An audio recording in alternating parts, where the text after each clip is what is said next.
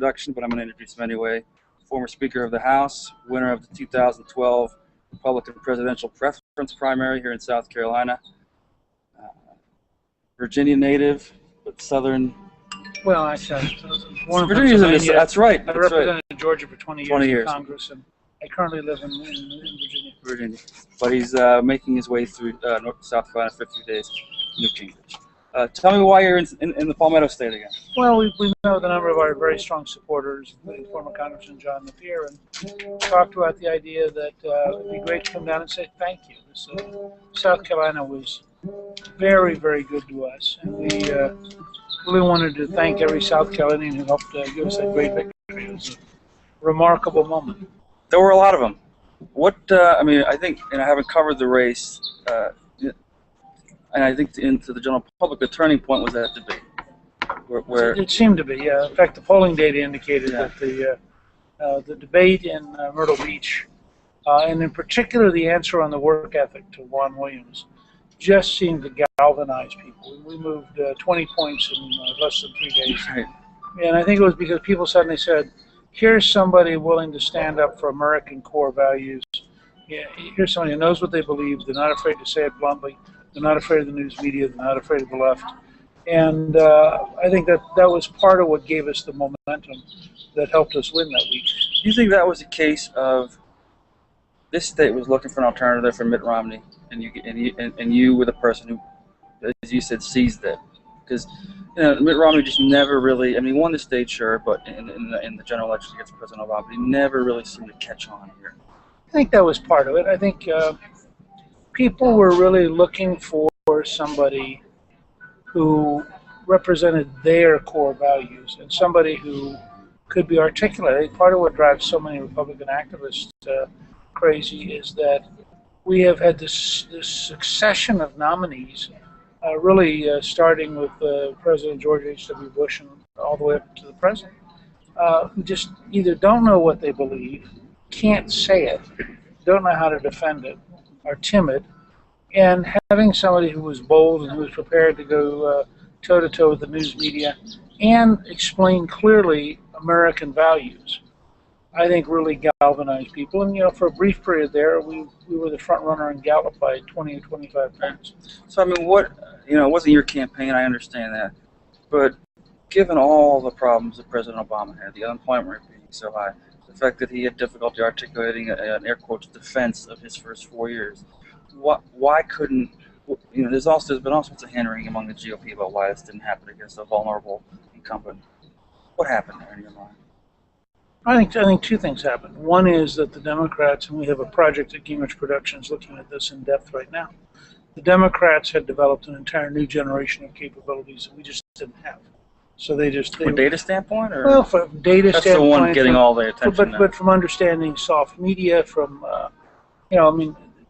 Republicans all kind of smirk when the president develops his final four list and goes through them.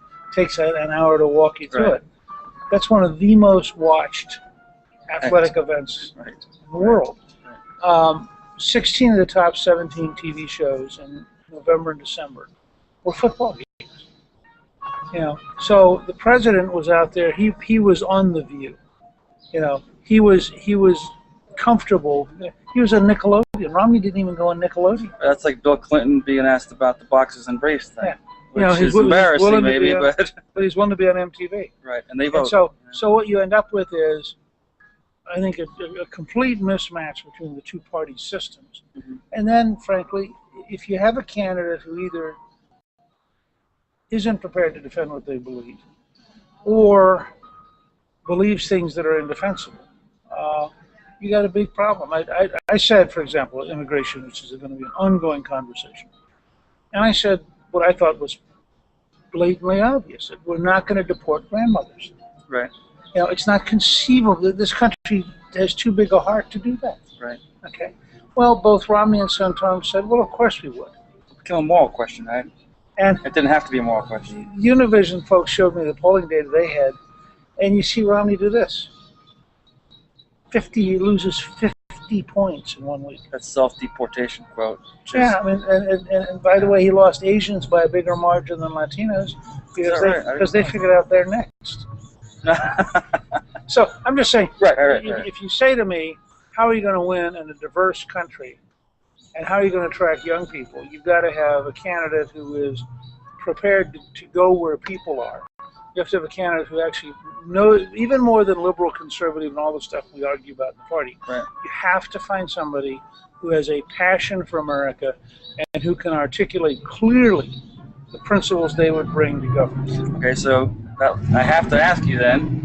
You know, this wasn't on my list here of things I was going to ask you, but who is that person? That's the magic question. I don't know. Yeah. Hopefully, is it you? Hopefully, we'll Is find it you? somebody. I don't know, but I think hopefully we'll find somebody by 2016. But it's been You think that person is there? It's been a pretty long drought since Ronald Reagan. Do you think the person is there? I think there are a number of very smart, capable people, and again, I think the elections next year will matter a lot. If Scott Walker wins re-election in Wisconsin, he's going to run. If John Kasich wins re-election in Ohio, he'll probably run. If Rick Perry wins re-election in Texas, he'll probably run. I mean, and we're in South Carolina. And they're all going. Governor Haley's up for re-election. And she, I haven't heard her talk about running. Right, she hasn't really. Well, but she certainly is a possibility. Susana Martinez in New Mexico is a possibility. And then you got senators. You got people like Rand Paul, who's I think about to come down here. He is. You've got Marco Rubio, who I think's already been here. I mean, so you're going to have Cruz is coming this weekend. You're going to have a very lively group of people. I mean, there's a lot of talk. President Obama especially has talked about this, and the popularity of the Congress has never been high to begin with, but it's an all-time low. And various adjectives have been used to describe congressional culture right now. You were the speaker when it was a contentious time, but you still got done. What's different now? I think part of what's different, frankly, is a meanness in Obama that is surprising. At Obama. In Obama. In person. I mean, I was at the White House Correspondents' Dinner, and he has this joke where he says, people tell me I need to work harder to reach out to Republicans, and somebody suggested to me I ought to have a drink with Mitch McConnell. Right. And he stops and he says, really? You have a drink with Mitch McConnell. Now, Mitch McConnell's the leader of the Republicans in the U.S. Senate. You have to put aside the personal. And when you're the President of the United States, talking of you with contempt, making fun of you. And of course, McConnell came back brilliantly and did a tweet holding a beer. I didn't see that. In a bar in Kentucky. He doesn't have to worry about Ashley Judd anymore, so he can put his feet up. But he went right at the president and said, "Welcome to coal country." Is that what it said? But the point is, Bill Clinton and I did a lot of stuff. We fought each other. Welfare reform. There was no humor towards McConnell in what Obama said. It was funny, but it was funny at the expense of McConnell. Do you think this? I mean, I'm not. I guess I probably shouldn't ask you about their relationship, but that seems to be a particularly contentious relationship. Well, it's equally bad or worse with Biden. Yeah. So you have the two top Republicans in the Congress, and they have no relationship with the president. None. Yeah. Now, I spent 35 days negotiating face-to-face with them. And we could laugh about things. We could fight over things. We could tell stories to each other. It's just... Why is that? I mean, you hear that now, the congressmen, they're there for the 4 days a week. They come home on the weekends. They don't play golf with each other. They don't, have dinner with each other. Is that really true? Or is that, or are we romanticizing the previous area? It's true, but it's true for a reason. It's actually almost funny.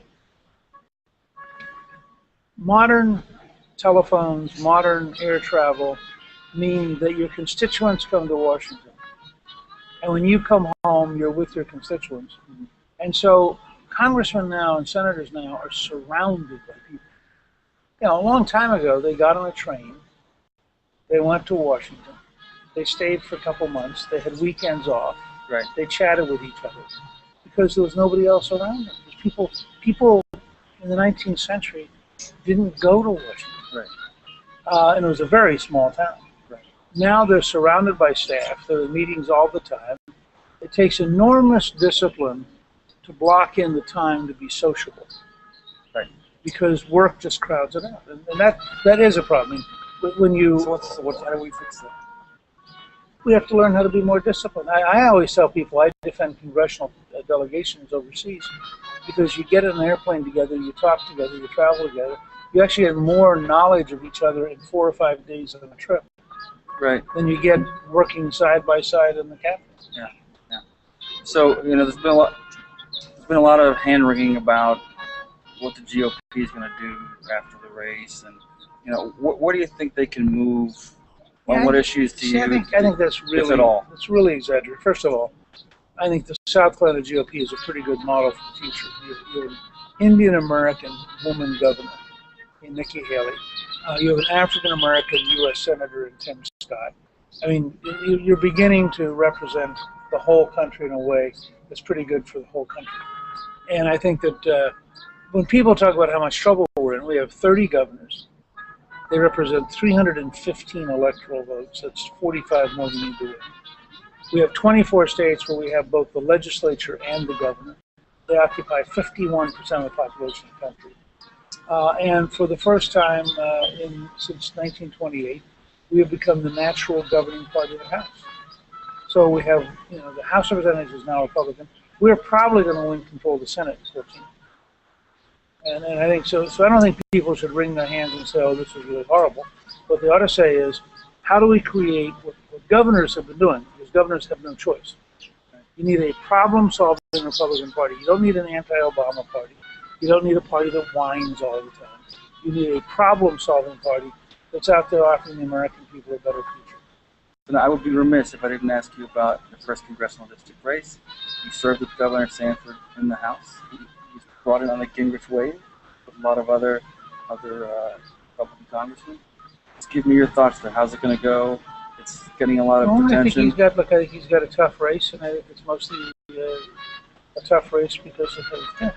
Yeah. On the other hand, if I were voting in that district and my choice was to strengthen Nancy Pelosi by voting for a Democrat, or to strengthen John Boehner by voting for the Republican, I think that matters to the whole country. I think that matters probably more than the particular things that Sanford's being attacked for. But there's no question this is a much more difficult race than it should have been. I'm good.